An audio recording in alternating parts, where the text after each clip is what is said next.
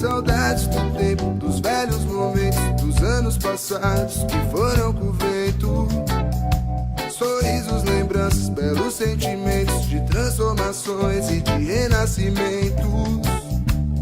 Praias, viagens pela madrugada, nossa rotina era o pé na estrada. Sempre felizes sem pensar em nada. Paisagem mais bela é o sorriso da amada. Contava as estrelas, manto prateado, sentia o calor de um abraço apertado. Fazia minha boca tocar o seu lábio, lua iluminava com Bob no rádio.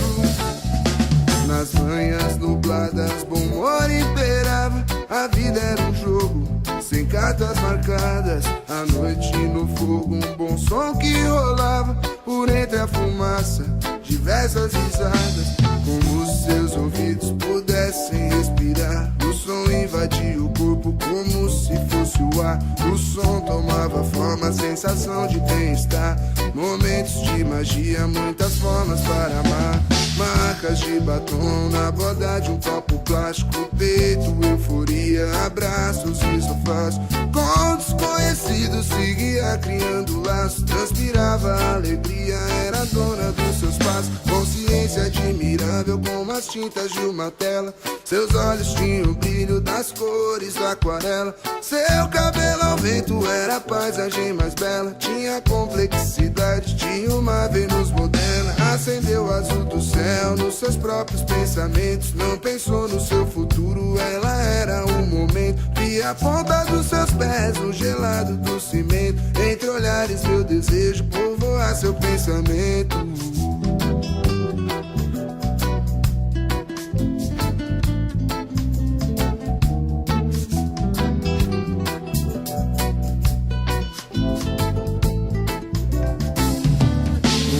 Seus ouvidos pudessem respirar. O som invadia o corpo como se fosse o ar. O som tomava forma, sensação de bem-estar. Momentos de magia, muitas formas para amar. Marcas de batom na borda de um copo plástico. No peito, euforia, abraços e sofás. E com desconhecidos seguia criando laços. Transpirava alegria, era dona dos seus passos. Consciência admirável como as tintas de uma tela. Seus olhos tinham o brilho das cores da aquarela. O seu cabelo ao vento era a paisagem mais bela. Tinha complexidade, tinha uma Vênus moderna.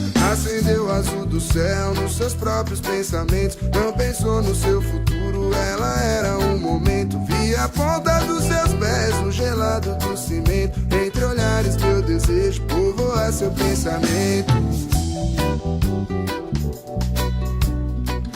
Entre olhares meu desejo povoar seu pensamento.